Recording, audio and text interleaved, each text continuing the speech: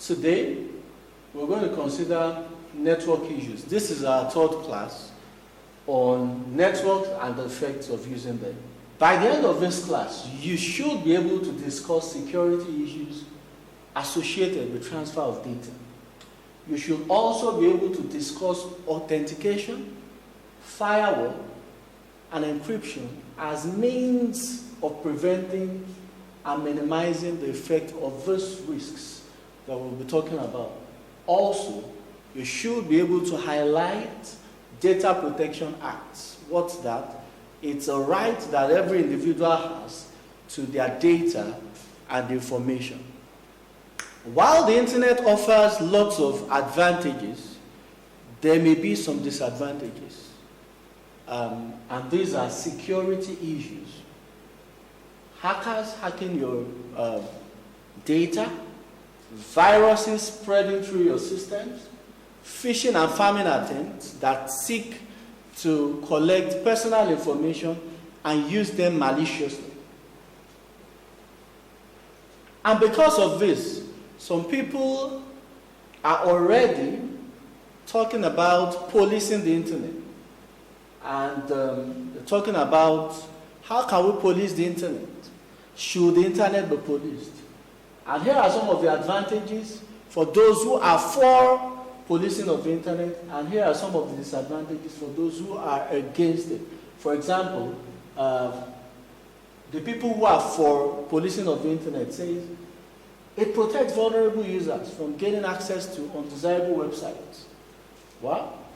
While people who are against it say, even if you are policing it, this information that they are going to get access to is still available in other forms, and they can still get access to it if you want it. So I'd like you to read about that. That would be a very good read for you. Okay, so let's quickly talk about a method of preventing some of the security risks, and that's authentication. They are used to ensure only authorized users are able to gain access to a network. A very common method of authentication is password. And although it offers lots of advantages, here are some of the disadvantages that they have. So I'd like you to read about that also in this lesson. Okay, let me quickly just talk about setting up a strong password before we move on. You should use at least 8 characters. You should include letters and numbers. You should avoid using names that can be easily guessed, such as your pet's name, your name, the name of your friends. Don't use it. You should also use upper and lower case letters.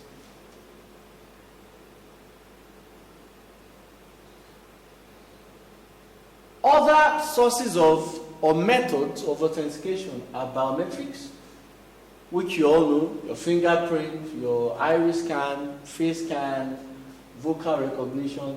They offer an advantage over passwords because they can't be forgotten because they are part of you, and you can't leave them behind because they are always with you.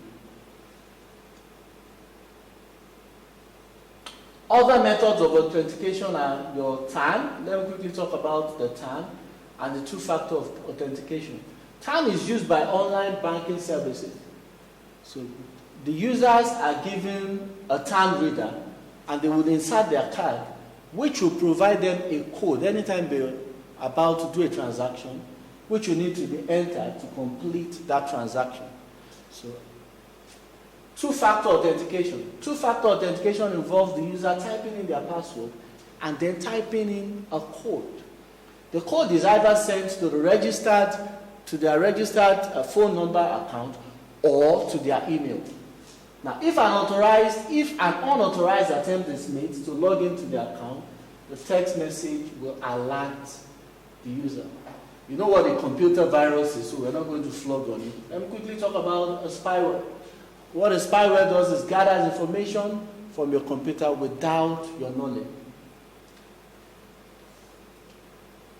So you know what to do to tackle viruses. If you don't, you'll be reading that today. Okay, talking about firewalls too as a method of preventing external attacks. They help you prevent computer accessing undesirable or unauthorized websites.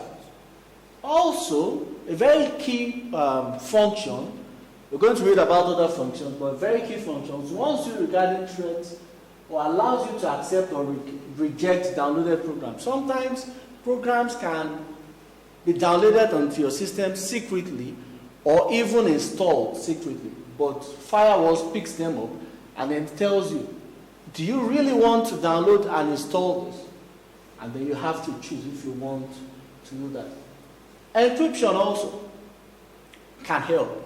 When your information moves over the internet, if people illegally access that information, they are not able to make sense of it if it is encrypted. Encryption is a process of converting information into a form that is meaningless to anyone except the holders of the key. I'd like you to read about that too. And by the time you've gone through all this, you should have been able to answer all the questions that were posed to you at the beginning of this session. Government agencies also have ensured that the rights of individuals are protected as regards their information or their data. So these are some of the principles on which legislation has been formed for data protection. Data must be fairly and lawfully processed. Data can only be processed for the stated purpose. Data must be adequate, relevant, and not excessive. Let me quickly explain that. When you're registering for an online service, there are some information that you don't need to supply because they do not need that information. So they should not be getting that information from you. Data must be accurate. Data must not be kept longer than necessary. For example, when you're unsubscribed from a site, your data also should be deleted. They should not keep your data with them. Data must be kept secure. The security of your data is their responsibility. So if your data gets out of their hand without your knowledge, then they are liable.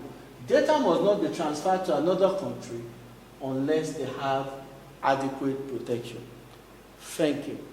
So in today's lesson, make sure you go through all the materials, and by the time you're through, make sure you turn in your work appropriately, and make sure you give your best to the task you have been given. Thank you.